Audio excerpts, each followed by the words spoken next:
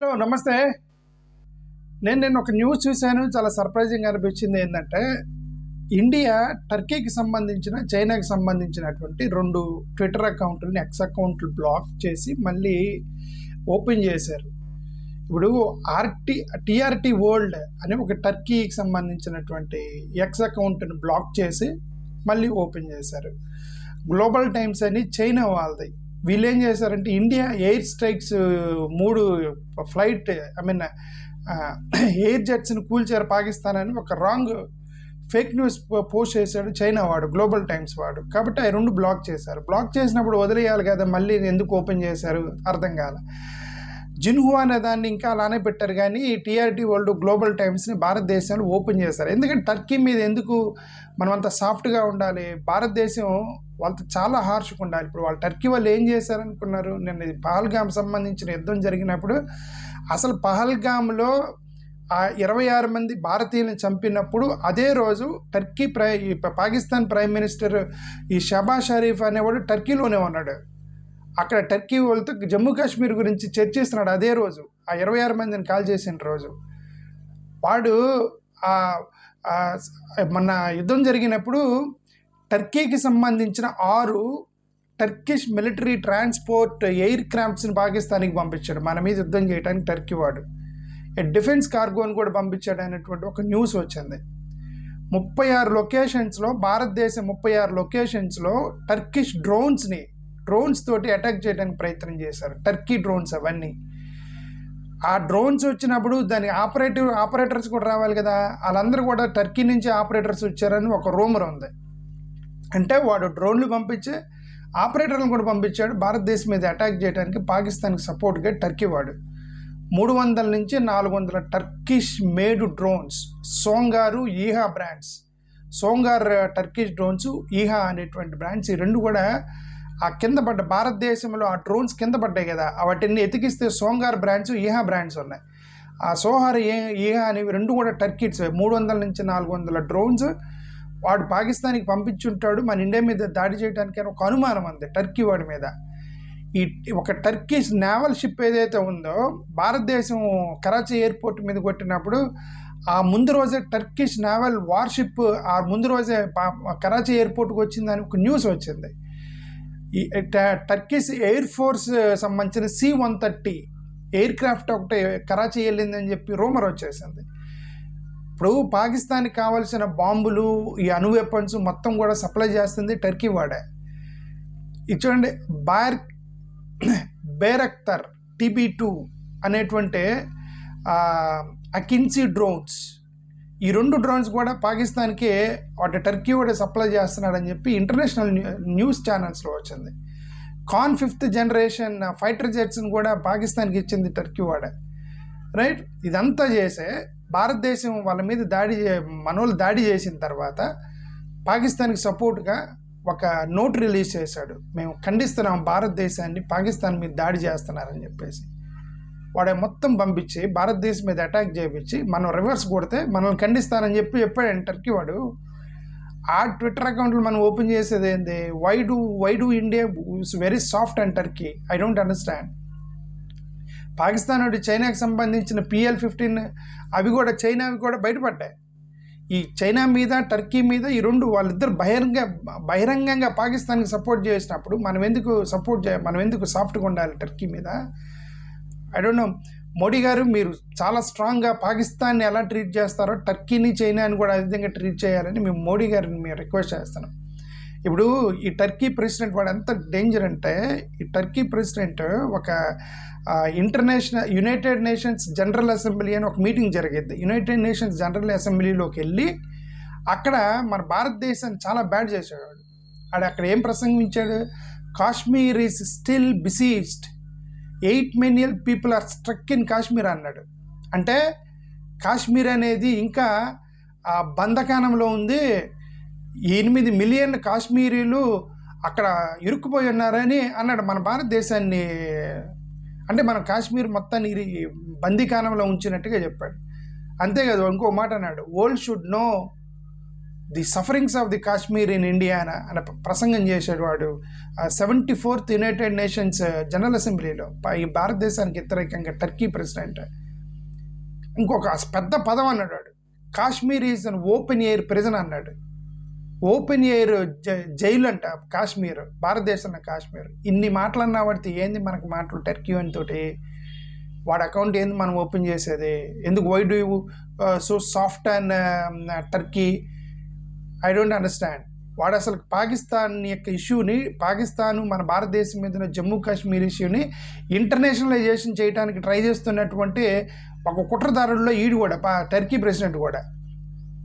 Okay, ఈ baker offensive డ్రోన్స్ని 4 సంవత్సరాల క్రితం బేకర్ అఫెన్సివ్ డ్రోన్స్ అనేవి మేము పాకిస్తాన్కి అమ్ముతాము, ఇండియాకి అమ్మము అని చెప్పి డైరెక్ట్గా స్టేట్మెంట్ ఇచ్చాడు వాడు, మిలిటరీ వాళ్ళు. 2024లో భారతదేశము ఈ టర్కీ షిప్మెంట్ ప్రాజెక్ట్ ఒకటి మన వాళ్ళు క్యాన్సిల్ చేశారు.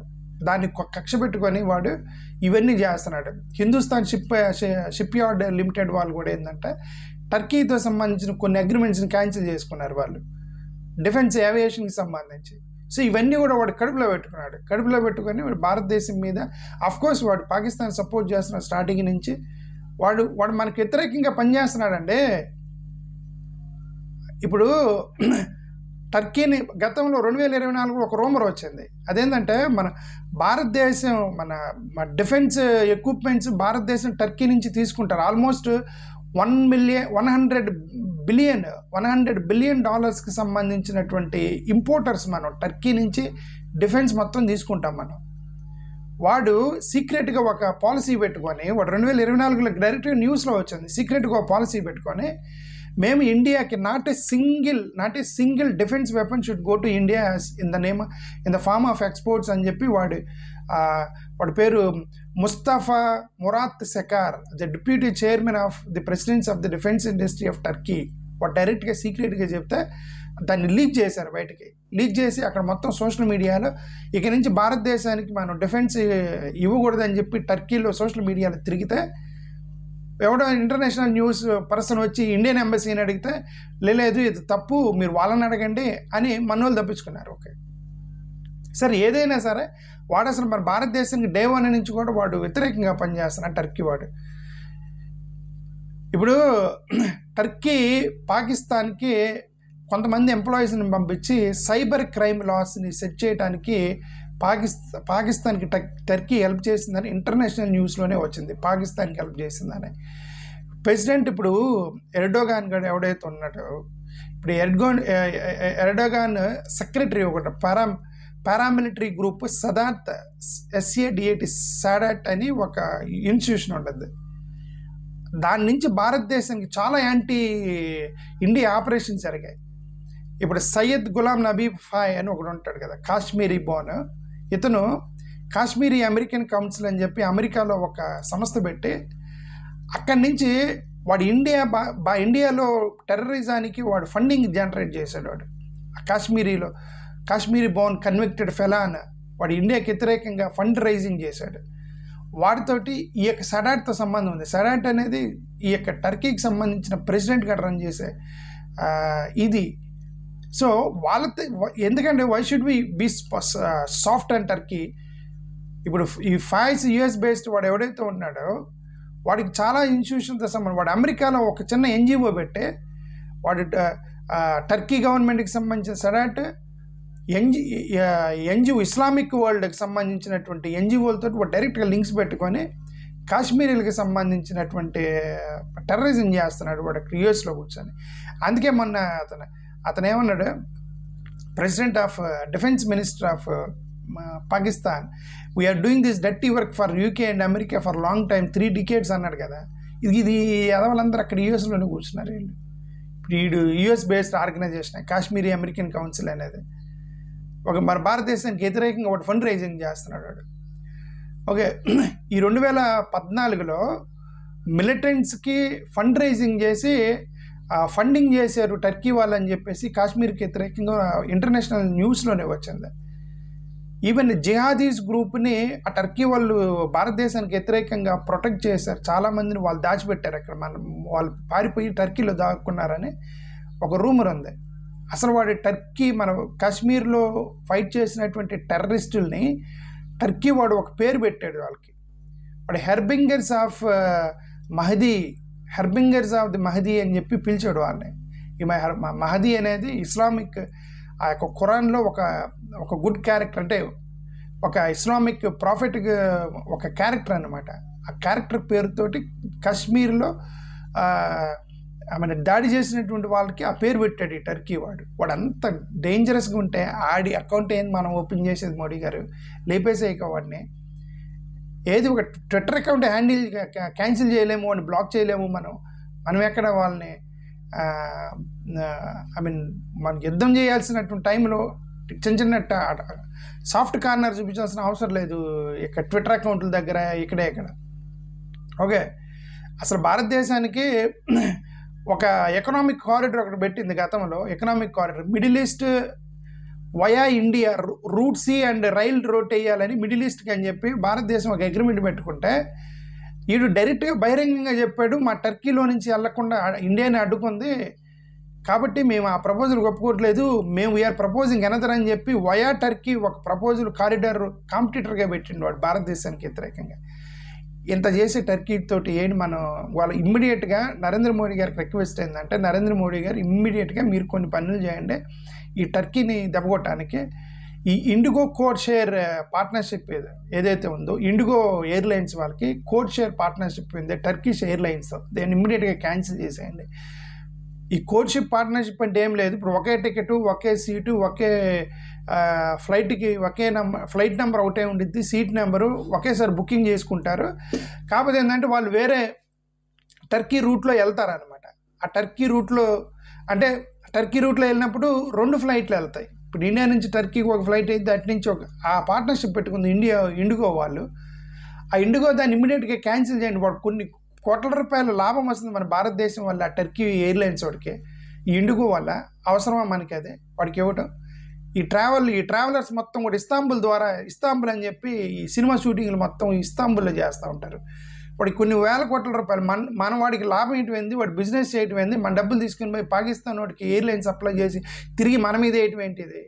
ఇదంతా కూడా ఇమ్మీడియట్గా ఈ యొక్క ట్రావెల్ ఇస్తాంబుల్ ఇవన్నీ కూడా తీసి పడేసి గ్రీస్ ద్వారా మీరు ట్రావెల్ చేయాలని చెప్పి మీరు ఎట్లాంటిది ఏదో ఒకటి చేయాలి నరేంద్ర మోడీ గారు. ఇది నిన్నటి నుంచి మొత్తం బ్యాన్ టర్కీ ప్రొడక్ట్స్ అని చెప్పి అంటే ఈ ప్రజలు గొడవ చేస్తున్నారు తప్ప గవర్నమెంట్ అఫీషియల్గా బ్యాన్ చేయలేదు ఇంతవరకు. ఇప్పుడు నిన్నటి నుంచి గొడవ చేస్తున్నారు, యాపిల్స్, మార్బుల్స్ మీరు ప్రొడక్ట్స్ మీరు బ్యాన్ చేయండి అని ఇండియన్ ట్రేడర్స్ గొడవ చేస్తున్నారు. పూణే వాళ్ళు, హిమాచల్ ప్రదేశ్లో వాళ్ళు 1200 కోట్ల రూపాయలు సంవత్సరానికి 1200 కోట్ల రూపాయలు మనోళ్ళు ఇంపోర్ట్ చేస్తారు అక్కడ టర్కీ నుంచి యాపిల్స్, మార్బుల్స్. 92 బిలియన్ కేవలం 1 ఇయర్లో చేశారండి. యాపిల్స్ తీసుకొచ్చారు మనోళ్ళు. మన కాశ్మీరీ యాపిల్స్ ఉండగా టర్కీ యాపిల్స్ అవసరమా మనకి? అది టూరిజము, హాస్పిటాలిటీ, అగ్రికల్చరల్ ఇవన్నీ కూడా టర్కీ నుంచి ఇమ్మీడియట్గా ఆపేయాలని గవర్నమెంట్ నరేంద్ర మోడీ గారు వీటి గురించి ఆలోచించాలి. కొన్ని కంపెనీస్ ఉన్నాయి, EaseMyTrip, Cox and Kings, Travomint, ixigo, Cleartrip, వీళ్ళందరూ కూడా టర్కీకి వీళ్ళు ఫ్లైట్లు ఆపరేట్ చేసే కంపెనీస్ ఇవే. వీళ్ళందరూ అఫ్కోర్స్ వీళ్ళందరూ కూడా బ్యాన్ చేశారు. వీళ్ళందరూ కూడా మేము టర్కీకి పంపించమని నేను చెప్పారు. బట్ అఫీషియల్గా గవర్నమెంట్ నుంచి రావాలి. నరేంద్ర మోడీ గారు సాఫ్ట్ కార్నర్ ఎత్తిపడేసి ఆ టర్కీ వాడి మీద మీరు ఇమ్మీడియట్గా అఫీషియల్గా మేము బ్యాన్ చేసేస్తున్నామని చెప్తే కానీ వాడు లైన్లోకి రా టర్కీ వాడు, లేదంటే వాడు వెనక కుట్ర చేస్తున్నా పాకిస్తాన్తో.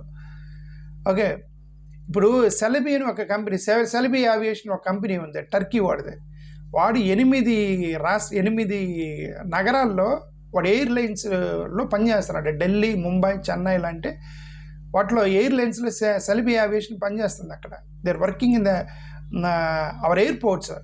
వాడు 58,000 ఫ్లైట్స్ని పరాణం వాడు 58,000 ఫ్లైట్స్ని రన్ చేస్తున్నాడు. 5,40,000 టన్స్ ఆఫ్ కార్గోని వారు కార్గో ద్వారా వాడు వ్యాపారం చేస్తున్నాడు ఈ ఎయిర్లైన్స్ వాడు.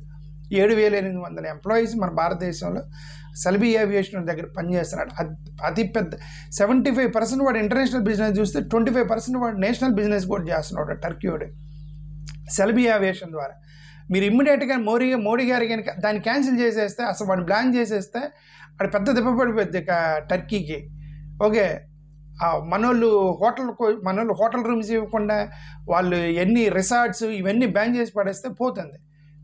ఏందండి ఒక ఎక్స్ అకౌంట్ ఓపెన్ చేశారు మనోళ్ళు, అది ఓపెన్ చేయకుండా ఉండాల్సింది. ఓకే, ఇప్పుడు టర్కీ జియోపొలిటికల్ హిస్టారికల్ అపోనెంట్స్ ఉన్నారు, గ్రీసు, అర్మేనియా, సైప్రస్. వీళ్ళు ముగ్గురు టర్కీ అంటే ఫుల్ కోపం మీద ఉన్నారు. వాళ్ళతో వెళ్ళాలి, వాళ్ళతో పట్టుకోవాలి, వాళ్ళతో పెట్టుకొని టర్కీ మీద చేయాలి. ఇప్పుడు టర్కీతో పాటు ఇంకొక కంపెనీ అజర్బైజాన్ అనేటువంటి ఒక కంట్రీ వాడు ఉన్నాడు. వాడు కూడా డైరెక్ట్గా వచ్చి మేము సపోర్టింగ్ పాకిస్తాన్ అని చెప్పాడు. వాడు ఎనిమి ఎవడు అర్మేనియా ఎనిమి ఎవడు అజర్బైజాన్ కంట్రీ. ఇప్పుడు అర్మేనియాతో మనకు మంచి రిలేషన్స్ ఉన్నాయి, వేయాలి, పోయి అజర్బైజాన్ మీద వేయాలి. ఓకే, ఇప్పుడు టర్కీ వాడు మెయిన్ ఏమంటే ముస్లిం ప్రపంచానికి నేను లీడర్ అవ్వాలనుకుంటున్నాను టర్కీ. కానీ సౌదీ అరేబియా, యూఏఈ లీడర్స్ కూడా అదే ట్రై చేస్తున్నారు, మా ముస్లిం ప్రపంచానికి మేమే లీడర్స్ అవ్వాలని. సౌదీ అరేబియా, యూఏఈ, టర్కీ వాడు అన్నాడు. వాళ్ళ ముగ్గురు కాంపిటేటర్స్, వాళ్ళ ముగ్గురికి మనస్పర్ధలు ఉన్నాయి. ఎలాగూ యూఏఈ సౌదీ అరేబియాతో సంబంధాలను వాళ్ళు వచ్చారు, వచ్చి మేము పీస్ మేకింగ్ చేస్తామని మన ఇండియా వాళ్ళతో కూడా మాట్లాడారు కదా యూఏఈ రిప్రజెంటేటివ్స్. ఏమైనా మిమ్మల్ని మేము ముస్లిం ప్రపంచానికి నాయకుల్ని చేస్తాము, టర్కీని వేసేయమంటే వాళ్ళే వేసేస్తారండి. ఓకే, అసలు పాస్పోర్ట్లు మొత్తం కూడా తీసి పడేయాలని నా ఉద్దేశం టర్కీకి సంబంధించి. లేదంటే ఏంటంటే మన టర్కీలో ఎర్త్క్వేక్ వచ్చినప్పుడు భారతదేశం ఎంత సహాయం చేసింది వాళ్ళకి. 3 ఫ్లైట్లు పంపించారు. ఒక ఫ్లైట్లో చూడండి ఈ C-17 ఎయిర్ క్రాఫ్ట్ పంపించారు. నేషనల్ డిజాస్టర్ రెస్పాన్స్ వాళ్ళు ఇమ్మీడియట్గా టర్కీ పంపించి వాళ్ళకి ఎర్త్క్వేక్ వచ్చినప్పుడు కాపాడటానికి హై స్కిల్డ్ డాగ్ స్క్వాడ్స్ పంపించారు భారతదేశం నుంచి. మెడికల్ సప్లైస్ పంపించారు. అడ్వాన్స్డ్ డ్రిల్లింగ్ ఎక్విప్మెంట్స్ పంపించారు. వాళ్ళందరూ ఇరుక్కుపోయిన వాళ్ళని బయటికి తీయడానికి అడ్వాన్స్డ్ డ్రిల్లింగ్ ఎక్విప్మెంట్ ఇండియా పంపించింది. ఇంకొక సెకండ్ ఫ్లైట్లు పంపించారు. దాంట్లో ఒక commander, one NDRF doctor, paramedical department Ghaziabad నుంచి టర్కీకి పంపించారు వాళ్ళని సేవ్ చేయడానికి. వాళ్ళకి ఎర్త్క్వేక్ వచ్చినప్పుడు వాడు ఇన్ని చేస్తే ఆడిప్పుడు వెళ్ళి పాకిస్తాన్ తోడు మనం వాళ్ళని సేవ్ చేసి బయటికి తీసుకొస్తే ఎర్త్క్వేక్ నుంచే పాకిస్తాన్ దగ్గర పోయి పాకిస్తాన్ వాళ్ళకి మిలిటరీ ఎక్విప్మెంట్స్ సప్లై చేసి మన మీద దాడి చేస్తున్నాడంటే ఏమనాలంటే టర్కీ వాడిని. ఓకే, ఆ ఎర్త్క్వేక్ అప్పుడు C-17 ఎయిర్ ఫోర్స్ కూడా పంపించారు మన వాళ్ళు. ఆగ్రా బేస్లో ఫీల్డ్ హాస్పిటల్ ఒకటి ఉంటే అక్కడి నుంచి పోయారు టర్కీకి హెల్ప్ చేయడానికి. ఇండిగో వాళ్ళు ఎయిర్లైన్స్, ఈ ఇండిగో ఎయిర్లైన్స్ కూడా కొన్ని ఫ్రీగా ఇస్తాంబుల్కి ఫ్రీగా ఎయిర్లైన్స్ నడిపారు వాళ్ళని ఎర్త్క్వేక్ వచ్చినప్పుడు. ఇంత హెల్ప్ చేస్తే వాడు తిరిగి పాకిస్తాన్తో పాటు మనకేస్తున్నప్పుడు మన ఆఫ్టర్ ఆల్ ఒక ట్విట్టర్ అకౌంట్ క్లోజ్ చేసి అసలుకి మోడీ గారు అసలు అఫీషియల్గా ఎన్ని బ్యాన్ చేయాలని చెబుతున్నారు. ఇప్పుడు ఇదంతా ప్రజలు గొడవ చేస్తున్నారు, గవర్నమెంట్ సైలెంట్గా ఉందండి. ఎందుకంటే సాఫ్ట్గా అన్నారు వాళ్ళ మీద. థ్యాంక్ యూ, నమస్కారం.